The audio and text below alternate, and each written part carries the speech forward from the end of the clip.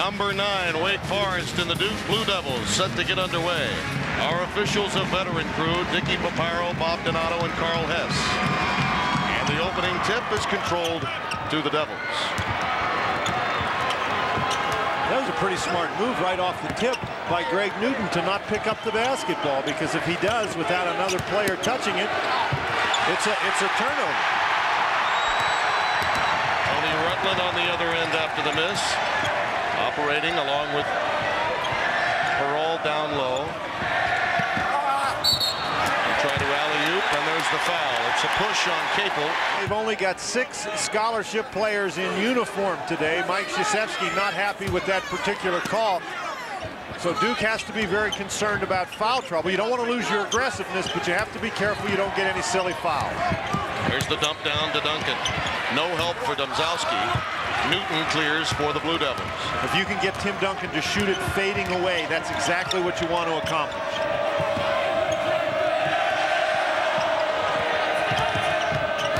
Capel working against Rutland and Price up high. That's a mismatch against Perall, but he pulls up rather than drive. Man-to-man defense for the Deacons. Braswell taking it baseline, draws the foul from Ricky Price. That's what we were talking about with Jerry Braswell. The Wake Forest guards really have to get the ball to the basket when they can do so, and that time Braswell just saw the opening and took it in hard. That will make the Duke defense play more honestly on the perimeter. Perall. Newton fighting hard against Duncan to come away with it. So that personal battle, one that we will document through the course of the game on the glass. Newton already with a couple of rebounds. There's Domzowski on the offensive glass. Damon Domzowski, the freshman from New Mexico. He's starting in place of Carmen Wallace today. And the more I watch Domzowski, Tim, the more I think that he's going to be a good player in this league. 2-0 Devils, 90 seconds deep here in the opening half. Domzowski matched up in the man-to-man against Duncan. Hand check is spotted against Price. We said Duke can't afford foul trouble. They've got it already. We haven't played 2 minutes. And you have to figure there's some matchup problems for Wojciechowski against this taller backcourt. Rutland off the dribble. Perall on the glass. Scrum underneath. He's out. Never hit the inline, and Newton will pick up the foul. Wake Forest has gotten inside the Duke defense early. Now, that's their first point, but Dave Odom has to be pleased with the fact that his team is getting inside the defense. They've already drawn 4 fouls. Allen, of course, the young man that had acute mononucleosis last year, got the medical red shirt, has started the last 8 games. Very solid complimentary player. Capel from deep, knocking down the tray. Jeff Capel gives the Devils a 5-2 lead. Ricky Perall, normally a pretty good defender on a perimeter guy because he moves his feet well, and at that height, it's tough to get the 3-point basket over him, but Capel was very far from the basket and had a nice shot.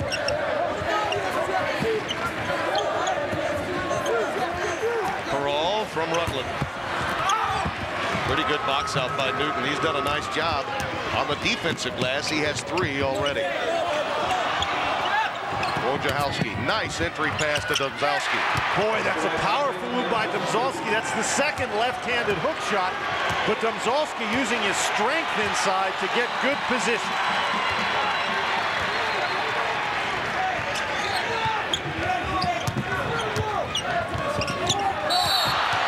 Double team and a foul yet again. I think Wojciechowski knocked him down. Now it's on Newton, so that's now 2 on Newton. And you're right, that could have gone against Domzowski or against Wojciechowski. And Mike Krzyzewski not at all pleased. So already Price with 2, Newton with 2, and 5 team fouls against the Devils. And Wake has yet to commit a personal. Again, though, Newton very tough on the defensive glass. Newton is very, very important on the backboards for Duke. Capel.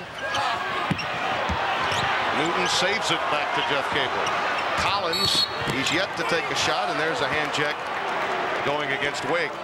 This one whistled against Tony Rutland. Nice move by Collins to get around the Wake Forest perimeter defense, but when you're playing against Wake Forest and you beat those guys on the perimeter, Tim, you have to be willing to pull up and take the medium range jump shot, because you're just not going to get it all the way to the basket against Duncan very often. So Duke is leading the game, but also in the foul fest. Capel off the curl. Perall reels it in for Wake. And Braswell, unable to push it, brings it back out. Stan Brunson now in the lineup as Newton has gone out. 31 in blue is Brunson on the blocks with Domzalski, and there's Duncan. Soft touch on the baseline, and with Newton out of the game, buckets should come more easily for Duncan, and it's 7-4. That's a tough matchup for the freshman Domzalski. He was actually in pretty good position, but that's one of the best players around. Domzalski, tough pass. Collins smart to take it out of there. Shot clock winding down to 10. Domzalski's going to get called for a foul on the screen. Moving pick. Wake Forest is going to get to the line for bonus shots the rest of the way in this half. And Duke is 3 of 8. The Demon Deacons have only hit one time down on the low block, courtesy Tim Duncan. Braswell made an adjustment in midair, and Sean Allen could not react to it. Those mid-air adjustments are generally pretty tough. Yeah. You'd like to make your adjustment before you get in mid-air. Wojciechowski in the game, along with Capel, Collins, Domzalski, and Stan Brunson for Duke.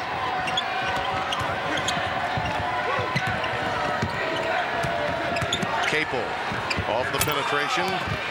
Loose ball. Rutland comes away with it for Wake Forest. And that's an example of why how Perall can be so tough on a guy. Moved his feet, stayed right with Capel, and Capel just a little too small to get it up over the 6'9" Perall. This time there was an early double, and then Duncan read it. Gives it up to Perall. That's a nice adjustment by Tim Duncan, finding Ricardo. And now the pass picked off.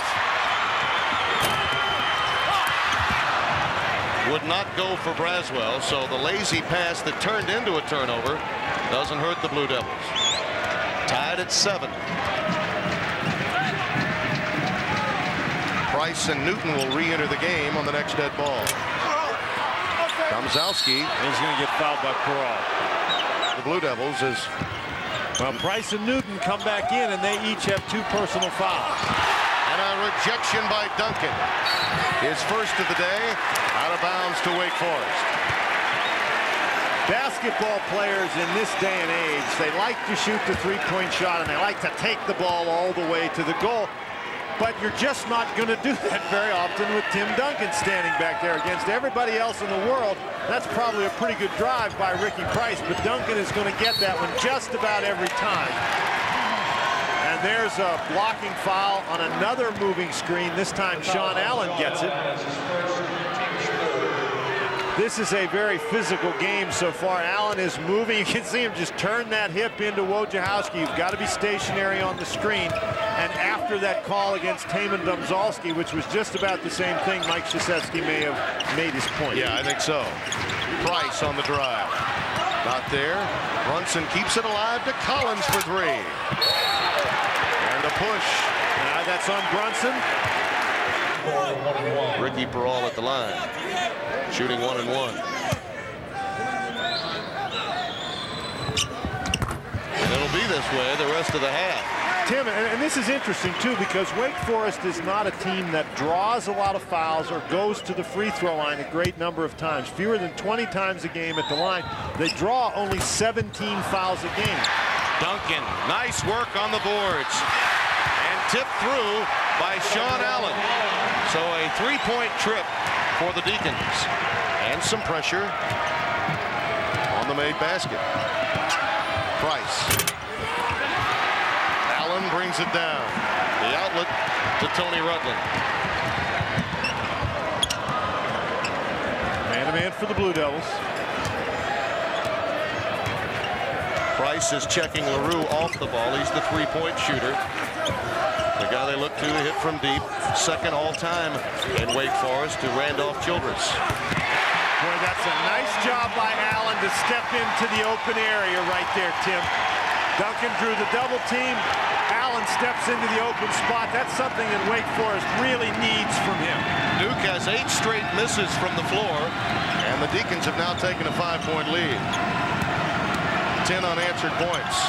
Newton ends it. Boy, that's a tough move inside. Very, very tough move by Newton. 12-9, Wake Forest. And Mike Krzyzewski may be commenting that there's nothing soft and lazy about that defense.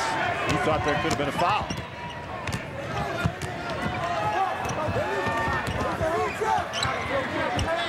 Peral, very quick with that three. No hesitation whatsoever from Ricky Peral, who's shooting 53% from three-point range coming in today. He has been very accurate this year. Well, when he is taking shots and scoring effectively, and Duncan bothered that shot, but when Peral is taking shots and scoring effectively, this Wake Forest team is very, very good. Duke only one field goal in the last 5.5 minutes, Dan. Wake would have retired Rodney's number if they'd have known when he was leaving, but he left a little early.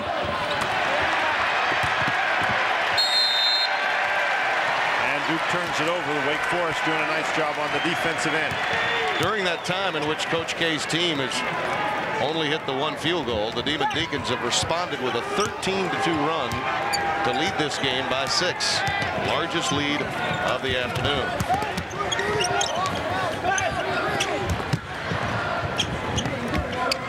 Well, maybe Duke is going to try a different tactic today, Tim. Maybe they're going to get behind and catch up instead of going ahead and losing the lead, as they've unfortunately done a couple of times this year. That one won't fall for Goolsby. Just into the game after the timeout. Stephen Goolsby, the sophomore from Marietta, Georgia.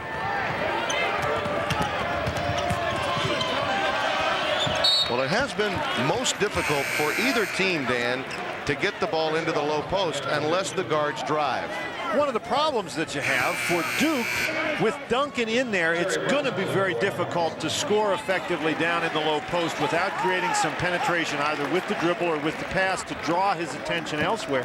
And that's why it's going to be important for Duke to hit some perimeter shots, and they just haven't. Collins needs to load up. There's a good look to Domzalski. And he turns it over. And Mike Krzyzewski gets a tee. Well, Mike's been working on that for a while. Mike Krzyzewski gets his money's worth on the technical. He waits till the official goes down to the end of his bench. LaRue makes the first one. Then he gets the technical call, so the official's got to go to the table to report it, so Mike can walk up the entire length of the bench and still get his 2 cents worth in.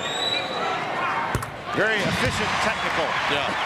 Technical. I don't know if you ever want a technical, but if you're going to get one, you want to get the most for your money, and he did. Technically speaking. Technically speaking, it was an efficient use of the technical foul.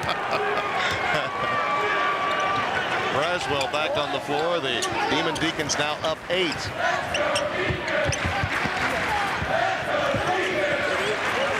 Domzalski continues to front Duncan. There's LaRue for 3. And Newton brings it down. Duke's doing a nice job on the defensive end, Tim. They just cannot get it to go in the basket on the offensive end. Capel. On the drive, Peral gets a hand on that one.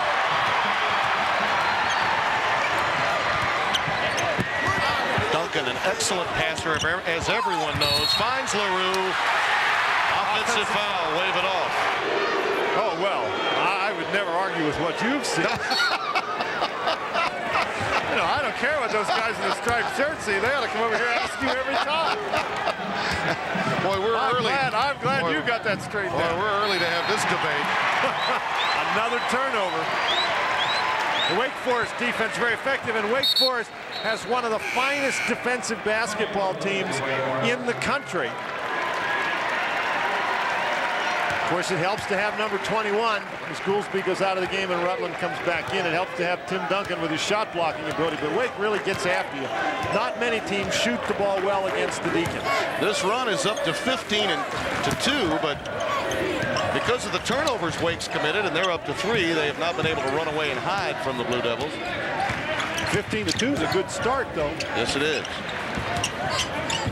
But the way Duke's been playing on the offensive end, you'd think they'd have a larger lead. Herald with an extra step, and that means the turnovers are up to 4 now for Wake.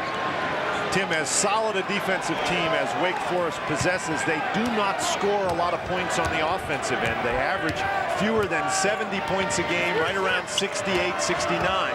And so you can stay in the game, even though you go through scoring drives. Tie ball. The arrow. But you have to score at some point in time. When you're shooting 21%, as Duke is right now, it affects your defense, it affects your rebounding. Mike Krzyzewski's challenge right now is to make sure that it doesn't affect his team's enthusiasm and his effort, and he's got to hope that the ball's going to start going in the goal. Price 0 for 5, Capel 1 for 6, Collins 0 for 2. That's not going to get it done when you're a perimeter-oriented team, as the Blue Devils are. Duncan gets a rest, as the Deacons now have upped their lead to 12. Only one field goal in almost 10 minutes. We're approaching the 10-minute mark. It is already 9 minutes. There's a hand check, a body check actually by Braswell, but you can notice, Tim, with how much pressure the Wake Forest guards are able to put on the Duke guards. And the Duke guards have to neutralize that pressure either by hitting the outside jump shot or by taking the ball into the lane, creating some penetration and some passing lanes, or the medium range jumpers. Newton rejected. Sean Allen does the number. You play with Duncan long enough, you pick up a few good habits. That was a good opportunity, though, for Duke. Difficult, and there's Peral walking again. Difficult result, but Duke got the ball inside. Good look that time. They've only had one in the last 10 minutes. Duke actually led in this game by a score of 7-2. They're down 21-9. Newton. Well, he's playing as if he's ready to talk at the end of the day. He already has 6 rebounds in the game, and he's got 4 points, and he wants the ball. He is aggressive in there on both ends. Powerful move inside to the basket. Man-to-man for Duke. LaRue, the dump down to Duncan. Goes crossover step, can't get it to fall. Price, the rebound. That time Sean Allen did not step into the open area of the middle of the lane, and Duncan took a tough shot. Man-to-man for Wake. Price may have gotten away with a push and then nails the jumper. His first basket, it could not have come at a more opportune time for the Devils. 21-13.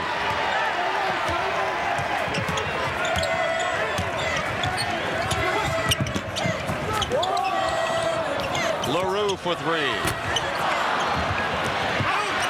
Loose ball grabbed by Newton. That's great hands by Newton. That ball was spinning and hit it out of bounds. Collins, pretty strong move to grab yet another hand check foul against Jerry Braswell. His third. 16 fouls now against Wake, and Braswell has half of those personals, and he'll take a seat. Stephen Goolsby back into the game for him. Capel is open at the top. Sean Allen runs it down. He's been active. That's a wide open look for Jeff Capel. Those are the kind of shots that have to go in the basket if you're going to win on the road in the ACC. Newton, nice flop, but he couldn't get the foul call.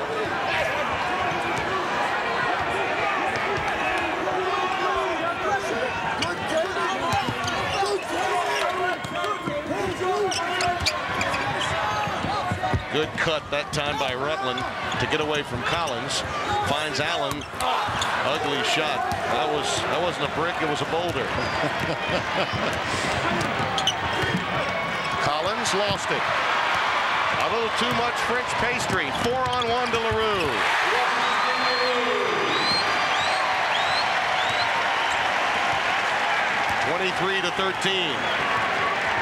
You can't force the ball inside against Wake Forest. If you're going to penetrate on the perimeter, Tim, you've got to take what that defense gives you, and almost never does it give you the move all the way to the basket. Collins pops out high to hit the tray, and look out. Only a matter of time for Chris. Once he hits the first one, it took him nearly 15 minutes to get it, but they can come in waves for him, as you've seen throughout the year and throughout his entire career at Duke. Duncan. Patented move by Tim Duncan. Only 6 in the game, though, for him, so the Blue Devils' defense of him has been formidable here in the first half. Quick outlet by Allen. 6 Duke turnovers now, Tim, and again, Capel that time takes it and tries to force something inside. Duke has it. They got down, and you can understand how a player would react when the ball's not going in the basket very effectively. You tend to start forcing things. Price double dribble. He tried to go behind his back, and the defense of Goolsby forced that to occur. And it led to the double dribble. Once he lost control, he started dribbling it again, and that was the problem. And he just picked up the ball. You're allowed to lose control of the dribble and pick up the ball, but you're not allowed to stop your dribble and then start it again. The problem for Wake with those turnovers by Duke, they really have not capitalized off those turnovers to grab any points. They should be leading by a larger margin. LaRue with a scoop to the hoop. Rusty LaRue now with 6 points coming off that Wake Forest bench. You know, that's not a bad idea either, Dan. I know he was a starter for the bulk of this season. Capel throws up an air ball. He brings some instant offense off of that bench, and a veteran from a leadership standpoint to really help his club. Tim Brando, Dan Bonner, happy to have you with us on this Sunday. Jeff Capel gets the roll. That's only his 2nd field goal of the game. The Duke starting perimeter players, Tim, are 4 for 18, and they have 6 turnovers in the ball game. I think they're very, very fortunate to be down only 9. Wake Forest hasn't been exactly lighting it up from the floor themselves. And Duncan only has 6. He got off to a slow start in the first game, obviously, and then lit it up in the second half at Cameron Indoor Stadium. Well, Duke has done a solid job on the defensive end of the court. That is the 3rd traveling violation against Peral, almost in the same spot. But the Duke team, Dave Odom is very disgusting. He wants to know how you can go over there and do that 3 times. But the Duke team has played a solid game, except on the offensive end. They haven't executed on offense, and when it comes right down to it, you got to score.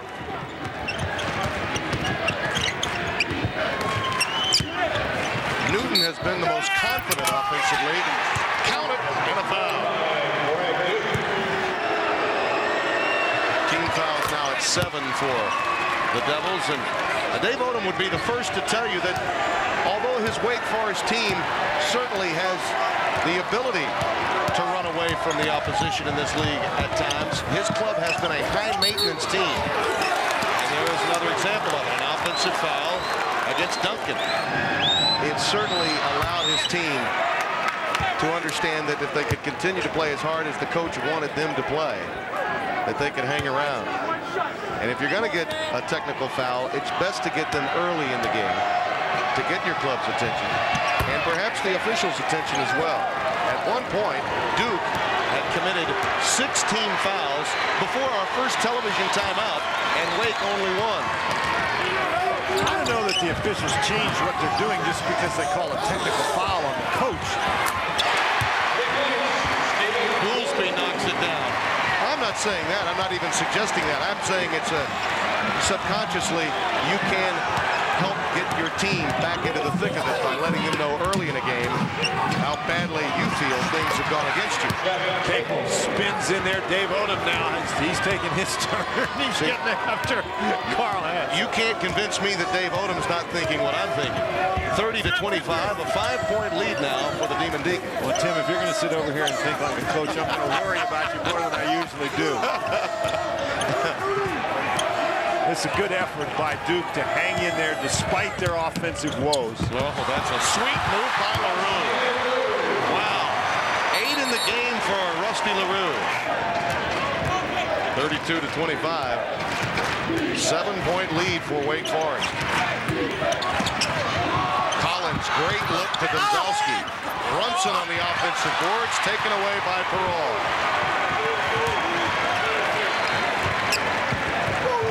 Wojciechowski on the floor with Brunson, Price, Collins, and Domzalski.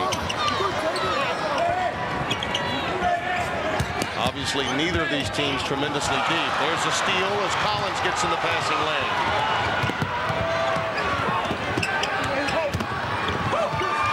Another rejection. And another rejection. One by the guard, one by the big fella.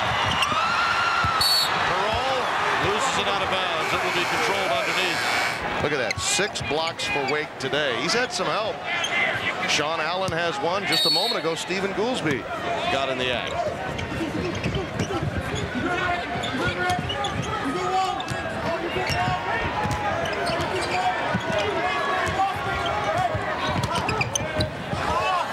Tough pass, but Allen gets it through. Rutland again made that mid-air adjustment, but this time Allen was able to knock it down. Duke doesn't have a Tim Duncan back there. You can't make that play against Wake Forest.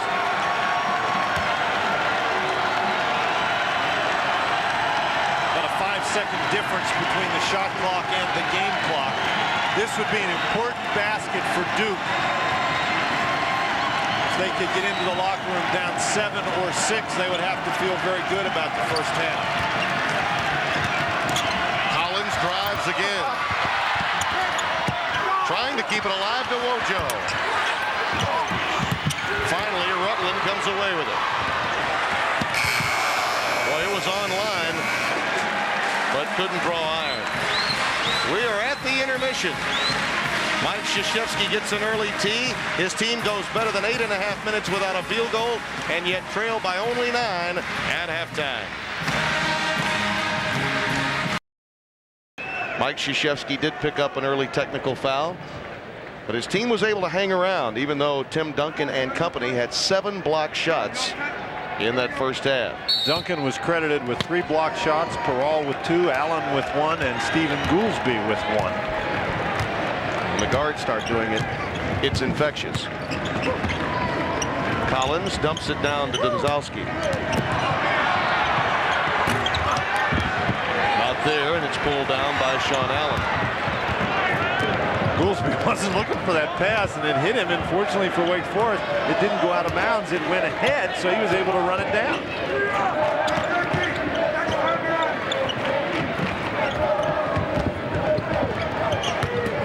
Duncan working over Domzalski. Out there, Newton brings it down. He now has 8 rebounds in today's game. He's backing up his press clippings leading up to this matchup. Newton kept that one alive for Price. Trying to finish it on the block.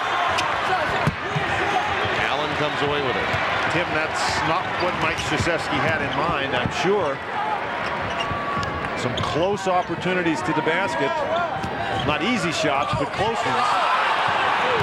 Newton got caught in midair, but Allen was not able to draw contact with his shot. Otherwise, it would have been a 3rd foul on it. Newton with power. Count it, and a foul. Parole picking it up. Oh, yeah, and he's talking. He is talking. Well, Parole's not having anything to say.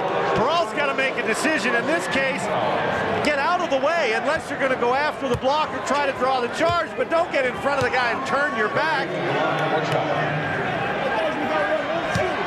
points and 8 rebounds for the young man from Canada, who's backing up his point, not only with points, but with boards. Well, now, of course, Greg Newton is not matched up defensively against Tim Duncan. Taman Domzalski's doing the heavy work down on the defensive end today. But you have to like the aggression. And he's really been aggressive in this game. Shot not there. Duncan draws a foul on the reach. Price appeared to be the guilty party. It's interesting how basketball games come down to decisions. That time, Collins got caught up in a screen by Tim Duncan, and Domzalski ran out against the jump shooter, and that may have bothered the jump shot, but that left Collins matched up inside against Duncan, and Ricky Price picks up the foul because Collins, even though he had good position, just can't keep Duncan from getting the rebound. Same starters on the floor to open this half as we had to open the game. Duncan, you can add to that 3 block shots. He'll get his numbers by game's end, whether Newton remains aggressive or not. And some debris on the floor. Carl Hess picks it up. So the whistle to stop play allows Duke to trigger it in. Just underway, second half. Tim Brando, Dan Bonner. Domzalski with a breakdown. An unforced error by the Blue Devils. Domzalski was setting a screen, Tim. He was as surprised as anybody that Capel threw him the ball. Yeah, you're right. He was just about to put those shoulders and the wrists in that screening position, wasn't he? He's very surprised to get that pass. Rutland. Last touched by Wake Forest. Duke gets it back. Rutland has missed 2 from that same spot in this half. He's 0 for 5 from the floor today. Collins draws the foul underneath. And if that's on Braswell, it's 4. That's 4 on Jerry Braswell, which means Rusty LaRue will quickly move back into action. And that was a very good substitution for Dave Odom in the first half. Rusty LaRue contributing very, very positively. And I started to mention this, and we had to go to a break, but don't you think that was a strong bench coaching decision by Odom to bring LaRue off the bench, not only because of the leadership, but the offensive spark that he can give the team from the perimeter? Well, of course, ultimately, one judges a coaching decision by its results, and the results have been very good. You have your team is a number of pieces, and you have to get those pieces to fit together in the most effective manner you can, and that includes who to bring off the bench, who to put in the game at certain particular times. And certainly, the decision to make the change and bring Rusty LaRue off the bench has been positive for Wake. Duncan stays with it, goes to the left hand. The reach is just too much. Count it, and a foul. Domzalski working hard in there, but the great hands of Tim Duncan. Look how close Duncan is to the basket. You can't let him get that close. He's going to score, and he just stays after the basketball. Domzalski, a little bit of contact a couple of times. That's a great pass by Allen in between the legs of Newton. But just great hands by Duncan. He jumps straight up in the air, doesn't go over anybody's back, and finally powers it to the goal. The only thing soft about Duncan's game are his hands. He's got soft hands, and that's an attribute, to be sure. Price, a baseline explosion by Price, 39-31. He has 4 on the game. Great screen by Domzalski to keep Duncan away from Price. Man-to-man for Duke. Duncan trying to establish position, and Domzalski picks up the foul. Got to be very careful inside when you wrap your arm. Here comes Domzalski. Pushes Duncan away with that right arm, and that's the foul call. Domzalski not happy with the call, but he's picked up 2 very quick fouls. And Brunson has come in for him. Brunson now going to try to match up with Duncan, and I don't know how that's going to work out. Newton to give a little help, subtle though it may be. He has to deal with Allen now. Newton could not reel it in, but Collins does off the floor.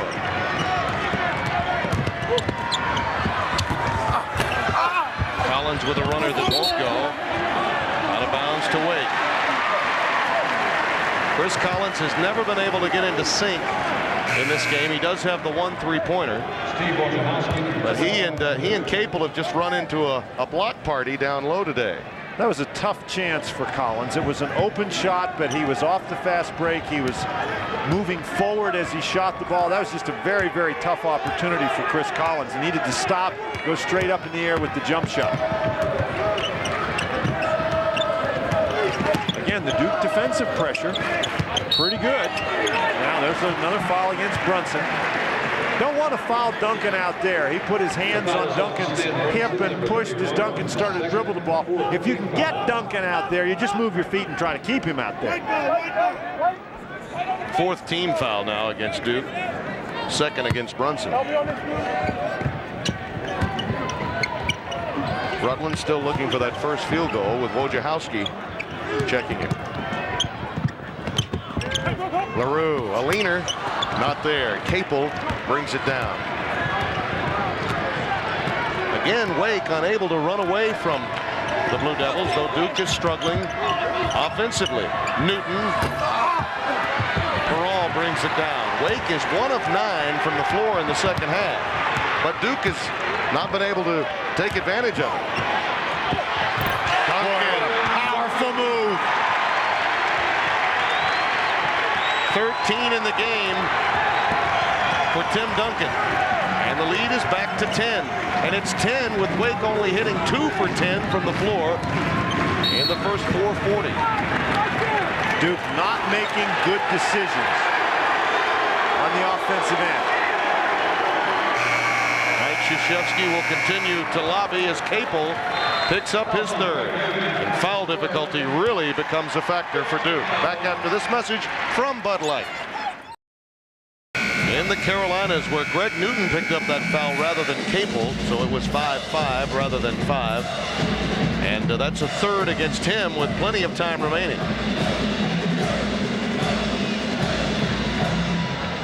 And that was a quick whistle. Really hard to see what went on in there. That appeared to have a lot more to do with body language than with actual body contact. Duke has all 7.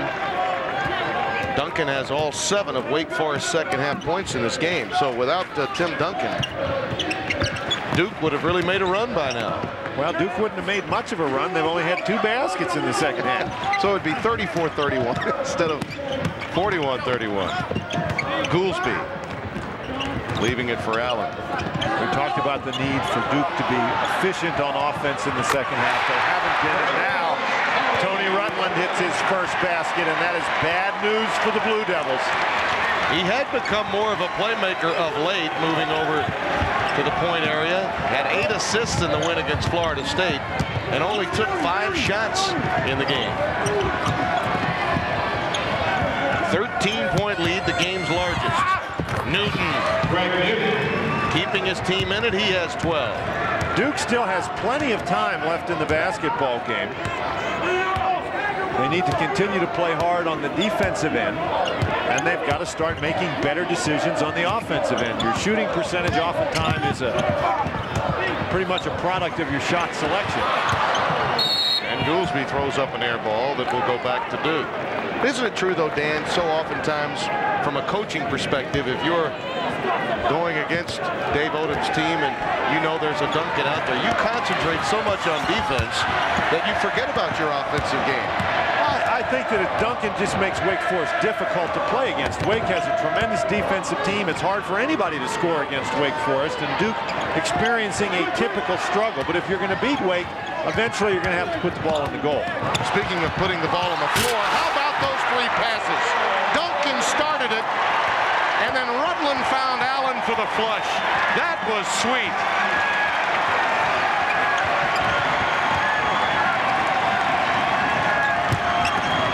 Newton over Duncan. Newton not backing off at all. That's the second little fade away, and he's been able to stick against Tim Duncan.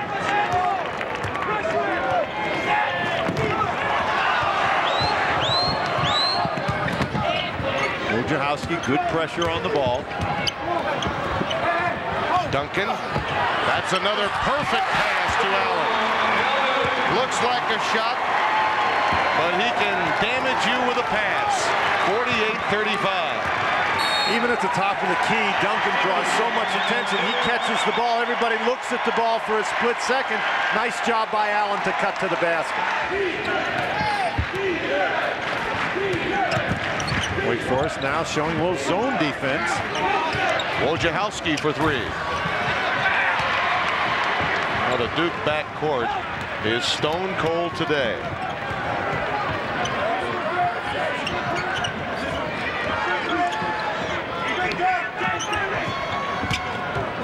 Duncan with Domzalski on his hip.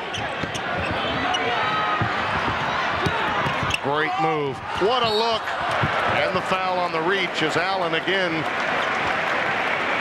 was taking it to the hoop. Sometimes you have to step into an area. Sometimes you just wait in an area that comes open. This time Duncan drives the basket as Brunson steps in. Allen waits in the open area, catches the ball, and then powers to the basket. Duncan showing you everything today. His versatility is on display for Dave Odom's team. Chatting with Ricardo Peral over there and Sean Allen at the line.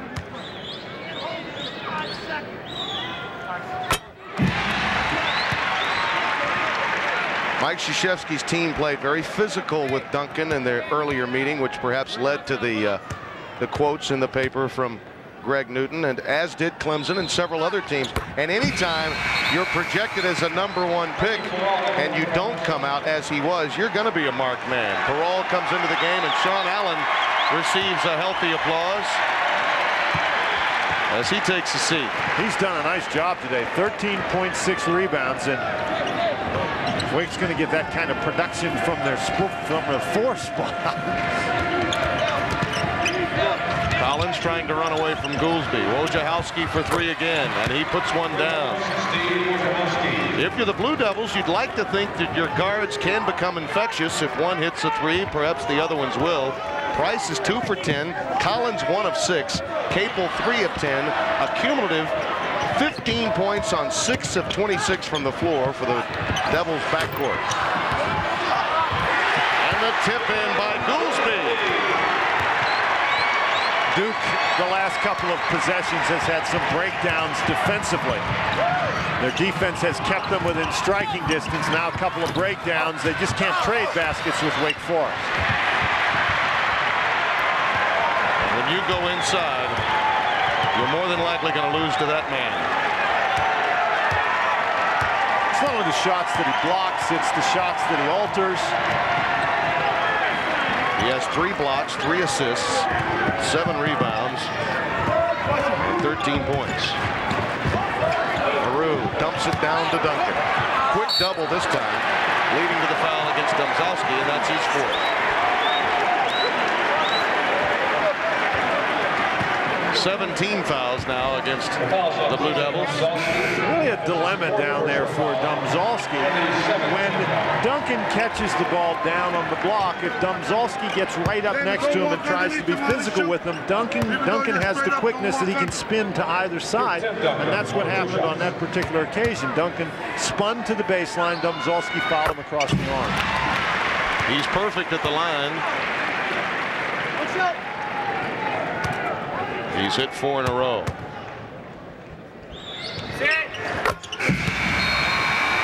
the young man found from the Virgin Islands. That is a huge game for Maryland, and it's going to be a great big game for Duke as well. Virginia in Durham is a game the Blue Devils absolutely have to have. Particularly if they can't stop the bleeding with the remaining 10.5 minutes here. Still plenty of time. Newton back on the floor. And a factor again. Newton is now 7 of 12 from the field, Tim. The rest of the Duke team is 9 for 36. Duncan picks up the foul. He gave a little elbow with that pick to Wojciechowski. And Dave Odom is in disbelief. 3rd foul against Duncan, 3rd team foul of the half. Just enough right here. Take a look. Duncan setting the screen. Turns into Wojciechowski, gives him a pretty good pop. All he needed to do was keep from turning, and he wouldn't have picked up that foul.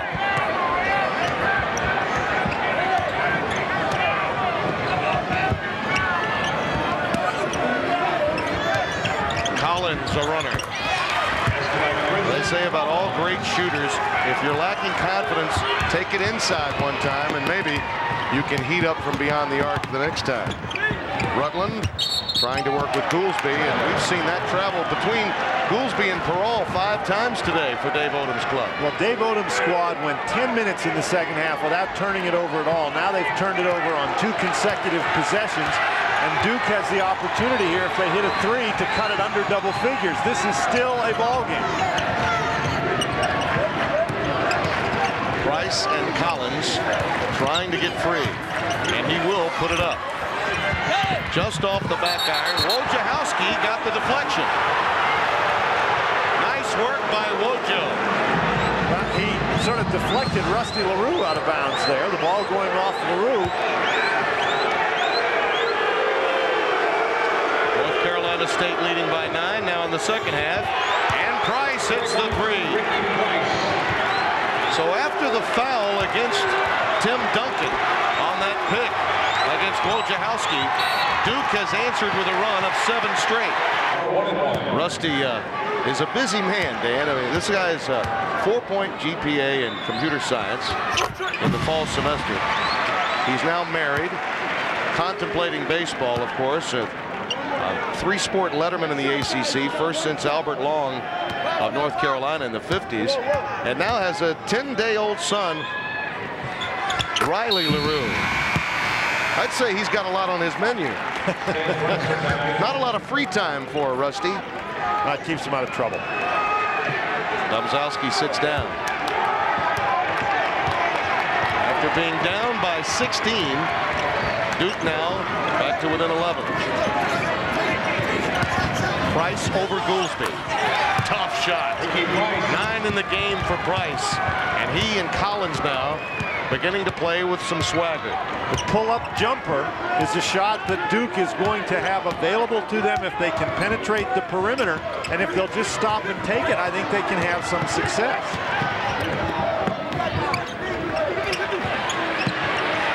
Goolsby. Dave Odom didn't like that decision. He was open, and he's a good 3-point shooter. The result was the problem, not the decision. And now here comes Duke. They're down by 7. Wojo the find, and Newton with 18 in the game. Under 8.5 minutes left. Rutland blows past Wojciechowski. Newton the rebound. 9 in the game off the glass for Greg Newton.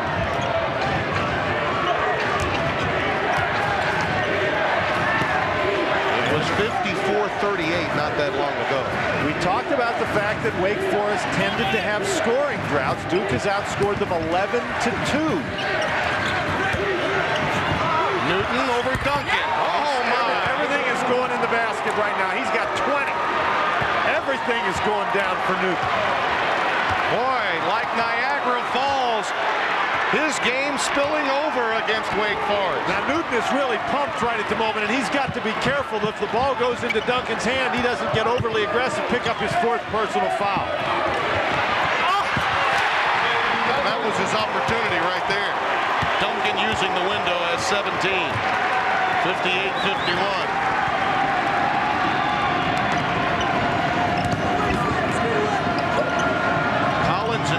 Really want to touch it each time down. Their eyes are beginning to light up.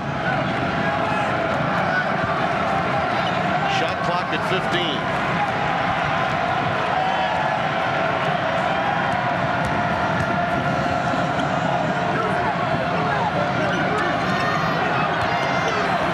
Wojciechowski with 3 on the shot. Neither Price nor Collins could get free, and Brunson picks up with the incidental contact and the personal foul, his 3rd. Greg Newton takes a seat. Nancy Ops, magnificent swimmer.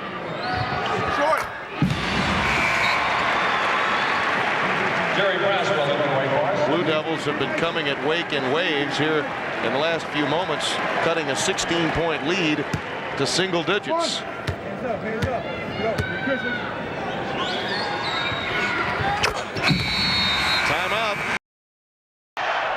Wake Forest with the 9-point lead. A big factor for Duke, particularly in the second half, has been Newton. The step into the lane and the fadeaway jump shot. He's 6 for 8 from the field in the second half. Tim Duncan gets himself loose inside. Newton with those 3 fouls just cannot be overly aggressive. Duncan with 17 points in the ball game. The center comparison, you see a wash in many respects. Newton obviously leading his team. Without him, Duke would really be in trouble because the backcourt not playing well, and Duncan doing what Tim Duncan always does. But if better decisions are made and opportunities are available for the Duke backcourt, there is still plenty of time because Wake Forest is not getting much production from its backcourt in the second half. 6:50 remaining. Tim Brando, Dan Bonner, happy to have you with us. ACC basketball on this Sunday afternoon.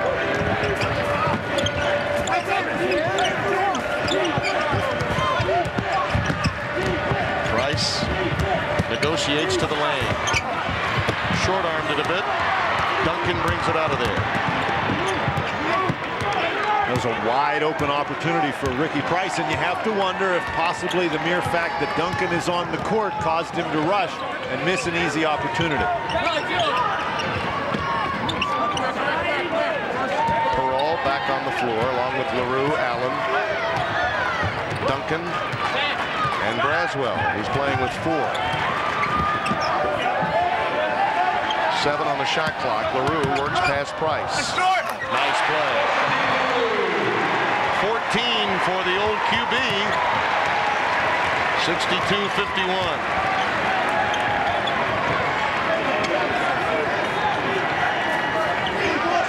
Collins wants to take Braswell here. Gives it up to Capel. Tim, and that's what we're talking about with decision making. That is just not a good play to take it into the lane like that and try that. I don't know what you would call it. It wasn't really a behind the back pass. It was an out of bounds pass is what it was. 10 turnovers now for Duke. You take it in there, you stop, you make a good pass to an open man, or you shoot the open shot. You don't get off your feet and try that dipsy-do behind your back. LaRue steps up behind the line again. Perall on the offensive glass. Ricky Perall has 9. And the lead back to 13. Wake Forest showing you some balance on the offensive end. It's something that Duke has not been able to achieve, and Duke calls time. They rise to attention in Winston-Salem, ahead of the class in the ACC at stake.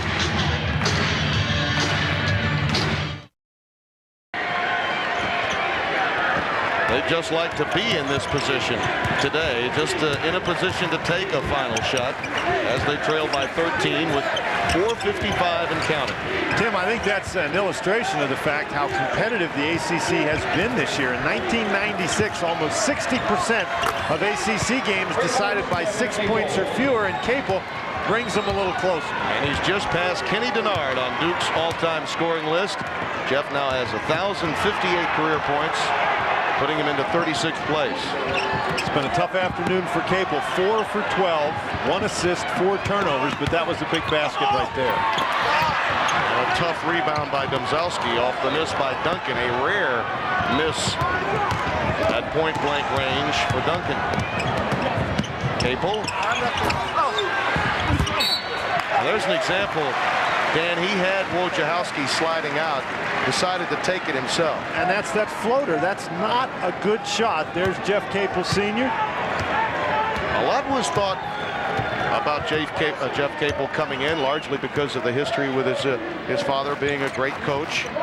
Perhaps too much was expected from him, given the lack of low post play and strength underneath this season. But turnovers have really been a problem for Jeff. Missed dunk by Allen. He missed it all. He figures not to miss. Loose ball taken down by Price. So Wake missing a couple of shots inside the lane. Want a dunk to keep the door open for Duke. And Duke, with 3.5 minutes left in the game, is in a must-score situation. Price, a leaner.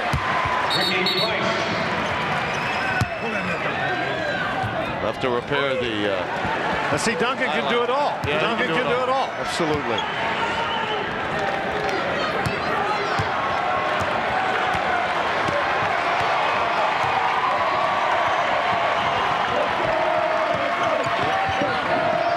Eight-point lead for Wake Forest as we approach the 3-minute mark.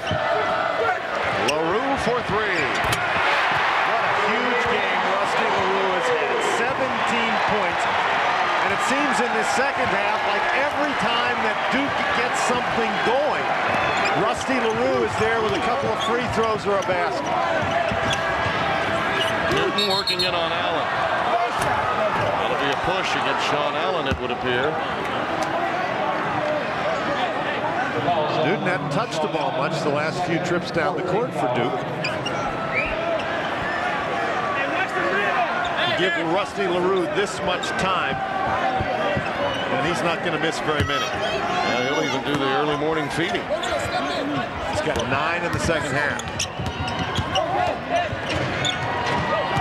Capola jump stop. 67-58, 12 in the game for Capel. Tough pass. Rutland with the idea. Duncan couldn't come away with it. Duncan did a great job running down the court. I think he expected more pressure from behind, and he didn't get it. The announcers for today's game were selected and compensated by Raycom and Jefferson Pilot Sports. Any use of our broadcast without their express permission is prohibited. Capel on his own. Oh, Domzowski follows. 6 in the game for Taman Domzowski. 67-60, and again, Wake has left the door open for the Blue Devils, though they've controlled tempo throughout. You come down to the end of a game like this, though, and you have number 21 inside. Certainly that's an option not available to Duke. Duncan a miss, but Peral, he has been outstanding on the offensive glass. And Rutland may be guilty of a foul. Newton got hammered. Rutland stole the inbounds pass, but I believe the whistle had blown. Newton gets elbowed by Duncan as Duncan gets open. Capel has to come and help out. Nobody available to block out Peral, who gets it to go in the basket. And the officials blew the whistle and stopped the game before that Tony Rutland steal. And Rutland right in front of Mike Krzyzewski gave a little push. So there's a little jockeying right now going on with Rutland and just about anyone that gets in his way. Collins wants it and gets fouled as he takes it inside. Duncan may have his fourth. Fouls on Tim Duncan, that's his fourth. It is his fourth, 5th team foul against Wake Forest. 1:47 to play, and Dave Odom realizing that this is a 3-possession game. And although Duke's backcourt has struggled today, odds are Collins, Price, and Capel can warm up in the remaining 1:47. Newton taking a seat. Timeout, Wake Forest. Wake Forest gets the timeout. Each team with 2 remaining. We'll be back after these words from your ACC station. 69-61, an 8-point lead for Wake Forest. Both teams with a couple of timeouts that they can still utilize in a 20. Each team with their 22nd timeout. So it may take a while to play the remaining 1:47.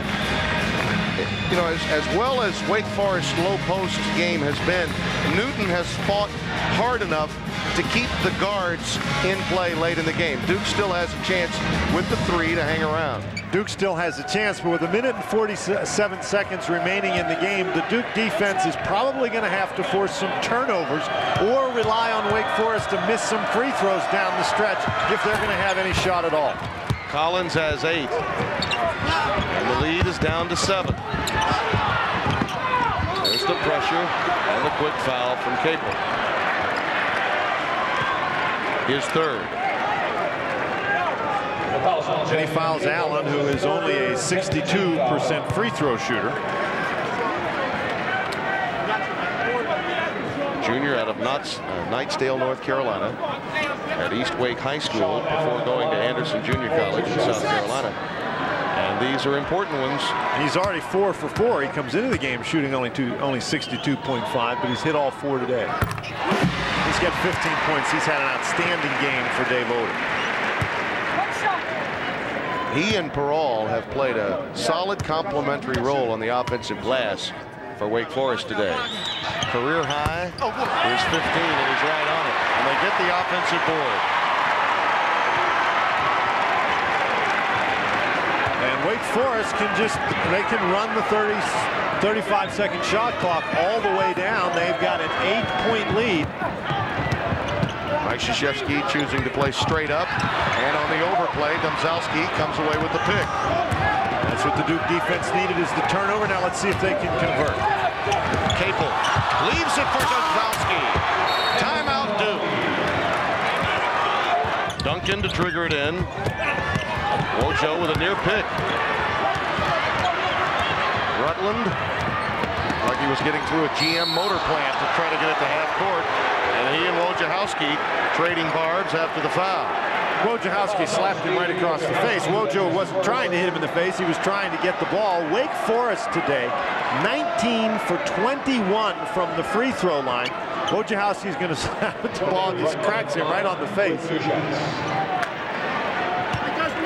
Rutland got a few licks in earlier, you'll recall. And now Newton coming back into the game. And the student body reacts. Domzalski sits down.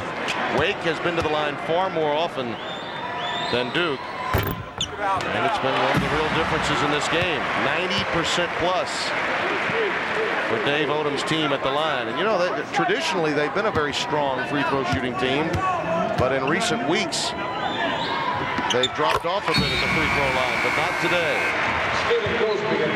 Goolsby coming back into the game. Offensive for defensive substitutions, and Allen leaves.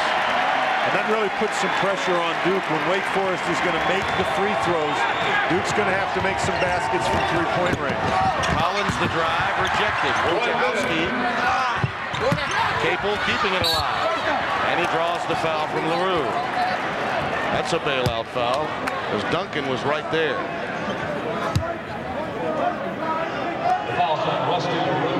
Second. 2 fouls against LaRue. Allen will re-enter the game. Of course, Dave Odom and the Demon Deacons know that Duke is in desperate need of three-point baskets at this part of the game, so you defend the three-point area very effectively. Doesn't really concern Wake Forest if Duke is going to score 2 points, as long as Wake Forest can answer with the free throws, and Wake has certainly done so today. Capel 5 of 15 from the floor, 12 points on the afternoon.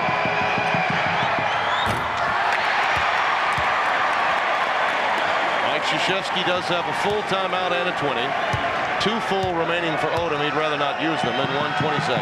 Mike Krzyzewski needs 8 points, though. Timeouts aren't going to help him now.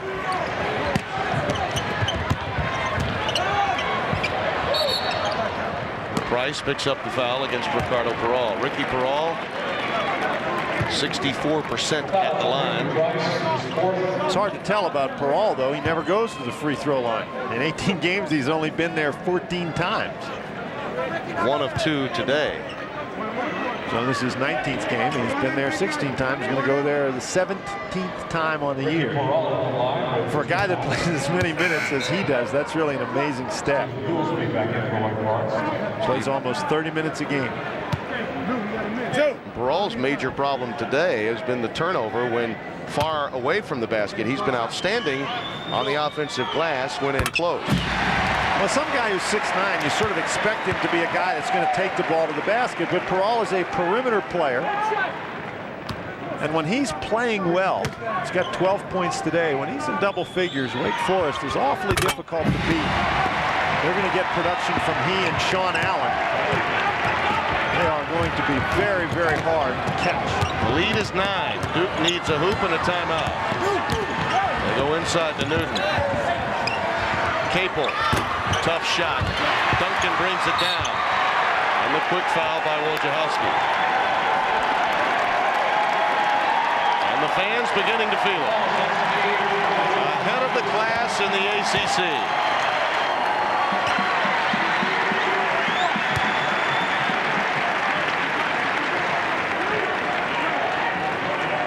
Should this score hold up, Duke would drop to 4-7 in league play, 13-10 overall. The Demon Deacons would have first place all by themselves. Georgia Tech behind them in the loss column at 8-3. Wake would move to 8-2. 18 in the game for Tim Duncan. And not only is 18 points, but he really, geez, that is a long shot. You gotta be kidding me. Wojciechowski. Goolsby brings it down. And the end is near for the Blue Devils' efforts today.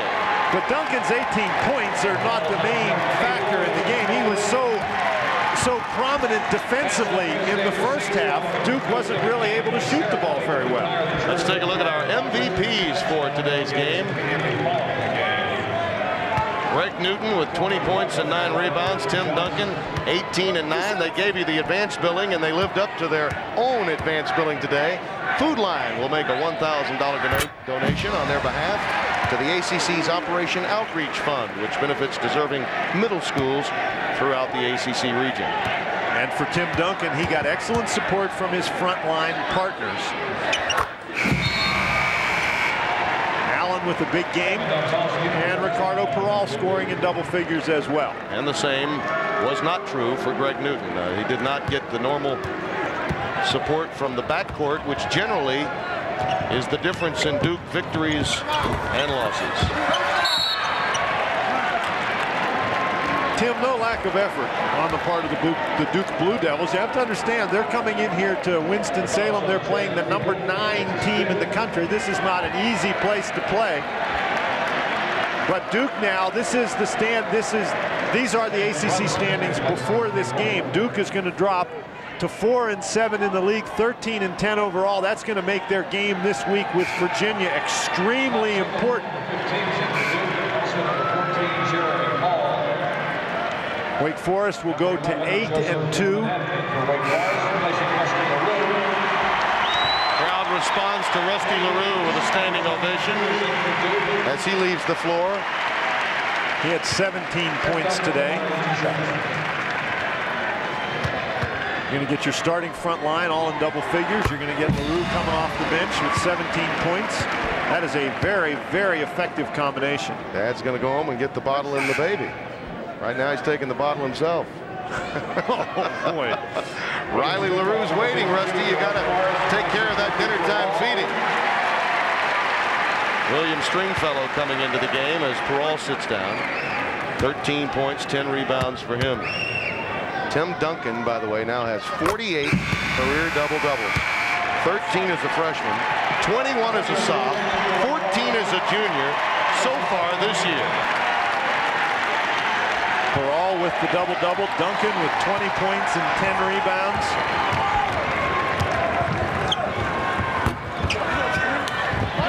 Stringfellow brings it down.